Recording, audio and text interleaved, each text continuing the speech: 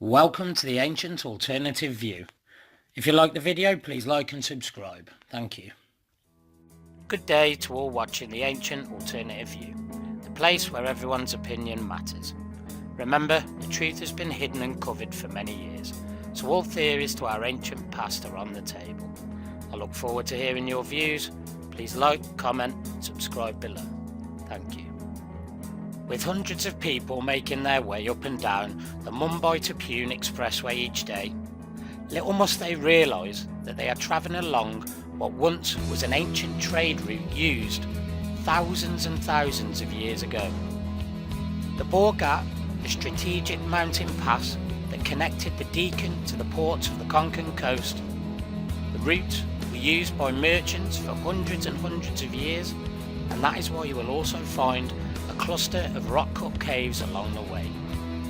The volcanic basalt rock of the Deccan traps were ideal grounds for Buddhist, Jain and even Shaivite caves that you will see all the way from Ajanta to Ellora in the north of Elephantana, an island just off Mumbai. Commerce and religion went hand in hand in the beautiful ancient India. Traders were the greatest patrons of Buddhist and Jain temples and monasteries. It is not surprising then that just 3 kilometres off the old trade route, now the expressway near Lonavala, are the Bhaja caves. These are a group of 22 rock-cut caves that date back to the 2nd century BC. They are amongst the oldest caves in Western India and predate the famous Kanhari caves in Mumbai. The Bhaja caves, however, can't be seen in isolation. In the surrounding area, there are others at Karl, Bedsi and Kondan, all of which formed a network of Buddhist cave monasteries extending from Nashik and Junar all the way to Kanheri near the Mumbai coast. So why were they built? Earlier it was believed that these were remote monk retreats where the Buddhist monks isolated themselves from the wider world. But it was noted historian D.D. Kasambi who through his research brought to light the fact that the cave complexes were always located along these trade routes. This is because their chief patrons were the merchants who moved along these routes, offshoots of the Deccan Path, ancient trade route connecting the north and south of India to the coastal ports like Supara. But why did the merchants patronise these monasteries? In those days, I'm thinking that maybe travelling across trade routes meant weaving your way through forests, mountains. This could have been very, very dangerous. You could have been attacked maybe by wild animals. The merchants believed that their prayers of the monks protected them and all around them. As a result, these merchants paid for the construction and upkeep of these most beautiful cave monasteries. The most distinguishing feature of the Bhaja caves is its unique Chatagriha or prayer hall. It has 27 pillars around the hall with wooden beams fixed on the ceiling. What is most fascinating and almost unbelievable is that the beams on this ceiling are original. These were installed over 2,500 years ago. This woodwork has survived for thousands of years and has only recently seen minor restoration work. This must have been some of the most oldest surviving woodwork in ancient Western India. Apart from the Chatagriha, the entire Bhaja complex has simple rock-cut viras or living quarters, water systems. Living up high in the hills means that access to fresh water would have been absolutely paramount for these monks. As a result, most Buddhist cave monasteries in the region have a complex system of rainwater harvesting and water management, which can even be seen at the Kanheri caves of Mumbai. A Brahmi inscription mentions donations from Maharathi Kasikputa Vinodata for construction of a water tank. I have no idea who he was, where he was from. However, the name Maharathi is very intriguing. Around the 2nd and 1st century BC, large parts of the Maharashtra were ruled by a group of fierce warlords called the Maharathis, or Great Charioteers. Was it possible that Kosiputa Vinodata was a local warlord then? No one can really be sure. I'd love to hear your ancient alternative view on that. Akenahiri, there are members of the Satavahana royal family named as donors at the Kala caves located near Bhaja. A number of donors were Yavanas or Central Asians, and there are also Greeks that have made donations too. In cave number 18 at Bhaja are two very interesting and intriguing sculpture reliefs.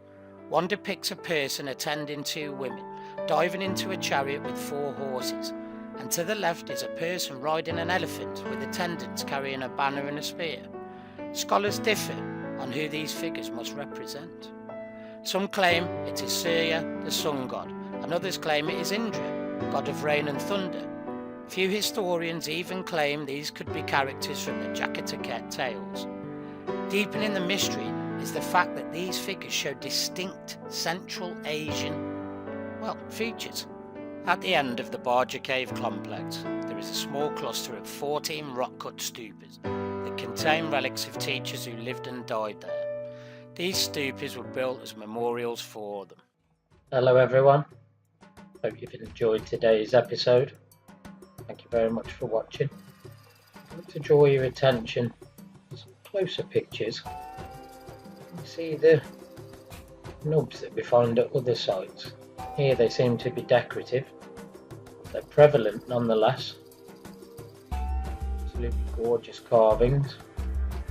Very lucky to have some close Indian friends in my life. Obviously their food is one of my favourites in the world. My best friend, or one of, Bobby. Hello Bobby, hope you're watching. Their family's taught me a lot about their culture over the last 20 years. It's an absolute pleasure to have met them. They also suggest that some of their ancient past goes back quite a lot further. It's very well documented, by the way. Now, Bhaja caves we cannot attribute to the Romans. The Romans did not get to India. Some of these trade routes, obviously the Romans did, but we can find trade routes in South America, India, China, Russia. They can't be attributed to the Romans, I'm afraid. I'd like to hear your ancient alternative views on how we're finding the connective hallmarks here, same as we find in ancient sites in South America. Now, what a beautiful site this is. I don't know whether the imprint into this rock reminds you of other sites we've seen, like Petra. I'm not saying they're the same builders, but maybe the same sort of schematics we used, maybe the same engineers.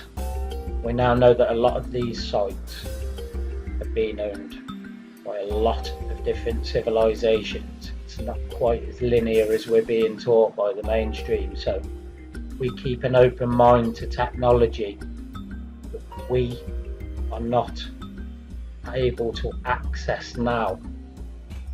But some of these things, manipulations of stones, geopolymer, it's not taboo to talk about. Okay, we're not talking about that at this site, but some of these theories have to be touched on because our civilization has been pushed back a lot further. Now, I'd love to hear your ancient alternative view on some of the carving that we find, not just here at the Bhaja caves, but all over ancient India. Praveen's site touches perfectly on how perfect the carving is. It would be impossible to carve I keep using the reference chisels, sticks and stones. I understand that our stonemasons were actually excellent. Robert History Maze, thank you for sort of coaching me on that. I'd like to hear your view on what you think of the masonry skills on this site, being a stonemason yourself. And I'd like to thank all the history channels. It was lovely to hear CF Apps, Chuck, chatting with Ben over at Uncharted X and hearing their views on our ancient past, views that I share as well. So that was an absolute pleasure. Well done, gentlemen, for all your hard work. I'd like to hear Andrew's points of view, ancient history criticisms on some of the connective hallmarks we find at the Bhaja caves. I wish everyone all the very best for your day. Thanks to all new subscribers. Please like, comment, and subscribe below. I wish you all the very best for your day. Remember, there's always an ancient alternative view. Thank you for watching.